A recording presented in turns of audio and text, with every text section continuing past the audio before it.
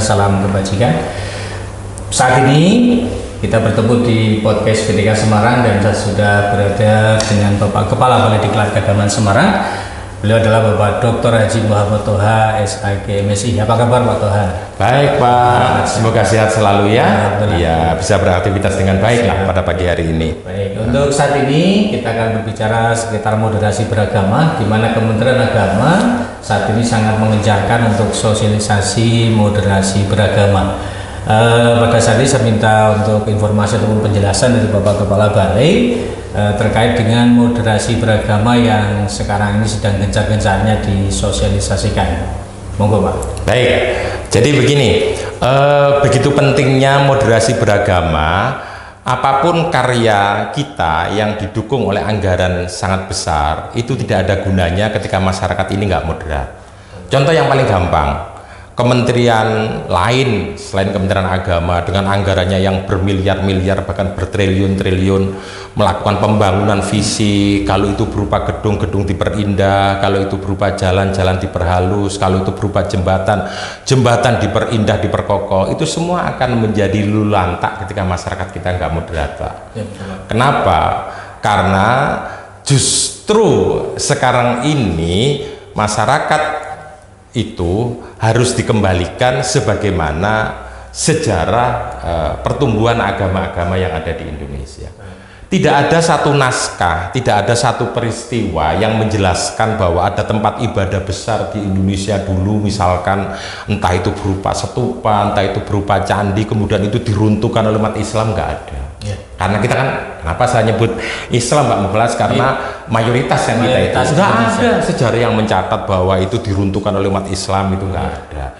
Demikian juga kemudian ada agama baru lagi datang, kemudian menistakan, kemudian menghancurkan agama yang sebelumnya juga nggak ada. Justru moderasi itulah kondisi asli atau azali masyarakat Nusantara. Karena Indonesia belum ada ya Nusantara lah kita nyebut dulu itu.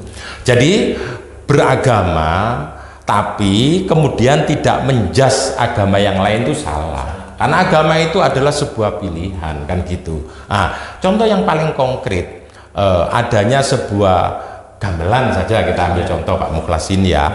Gamelan itu konon katanya berada asli dari Nusantara. Tapi ketika agama berikutnya masuk, gamelan juga menjadi alat penyampai dakwah. Kan begitu kan? Nah, ketika kemudian agama berikutnya masuk lagi, bahkan agama Nasrani sekalipun yang itu dari barat ketika masuk di Indonesia, apalagi kita lihat dengan agama Kristen Jawi Wetan atau gereja Kristen Jawa Utara, itu gamelan dimasukkan gereja, sehingga justru moderasi itu bukan sesuatu yang baru, tapi ini sebuah fakta yang telah ada beribu-ribu tahun yang lalu, terkandung di bumi Nusantara, dan itu warisan leluhur kita. Berarti intinya moderasi sebenarnya sudah ada dari dulu. Dari dulu sudah ada. Masyarakat kita moderat banget. Sehingga ketika kemudian ada moderasi, ada yang berpaham, oh kita dimoderasikan tuh nanti agamanya digabung-gabungkan. Itu namanya paham yang tanpa dasar tapi menjas salah gitu. Moderasi itu bukan itu. Artinya justru moderat itu kita menyadari bahwa agama kita itu berbeda. Tapi kita merupakan satu kesatuan anak bangsa. Sehingga dengan moderat itu agama kita itu harus fanatik. Tapi fanatik untuk agama itu untuk diri kita. Jangan menjas ketika orang itu tidak melakukan hal seperti kita, itu salah. Lah wong mereka agamanya beda kok disuruh sama dengan kita. Kan gitu, Pak. Ya. Mungkin kalau boleh sedikit menyampaikan, intinya untuk moderasi beragama ini bukan agamanya yang dimoderasi. Iya, cara beragama. Agama semua sudah moderat kok. Semua moderat. Tidak ada agama yang mengajarkan kita untuk berbuat jahat, kemudian menyakiti orang lain. Semua agama nggak boleh begitu, kan gitu. Jadi sekali lagi bener jenengan, agama itu tidak dimoderasi. Ini yang dipelintir-pelintir orang yang anti dengan moderasi. Tapi cara beragama kita, moderat itu kan bahasa gambarnya moderator itu kan penengah. Jadi silakan berpendapat, silakan berbicara, artinya kita itu madhabnya tengah.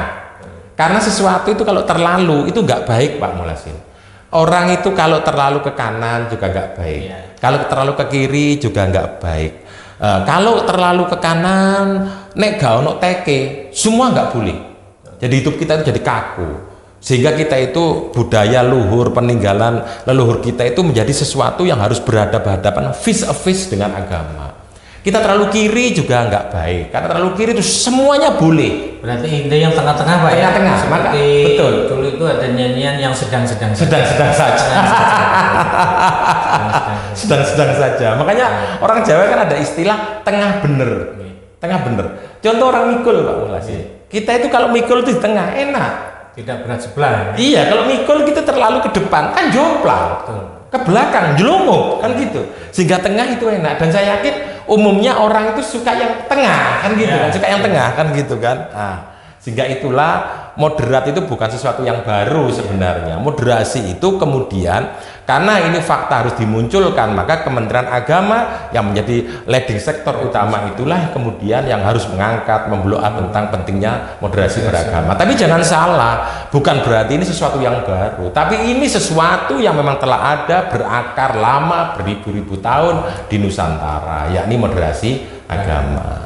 Ya, terima kasih luar biasa dari Pak Kepala Balai Diklat Agama Semarang, Bapak Dr. Muhammad Toha telah menjelaskan sekitar moderasi beragama. Karena sesungguhnya moderasi beragama ini bukan hal yang baru, tapi kita tinggal bagaimana cara beragama dengan baik, tidak secara ke kanan dan ke kiri terlalu banyak gitu, jadi tengah-tengah.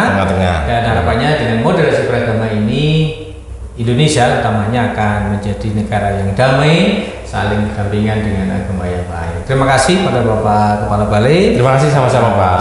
Podcast pada hari ini, dan nanti kita bisa bertemu lagi pada podcast berikutnya.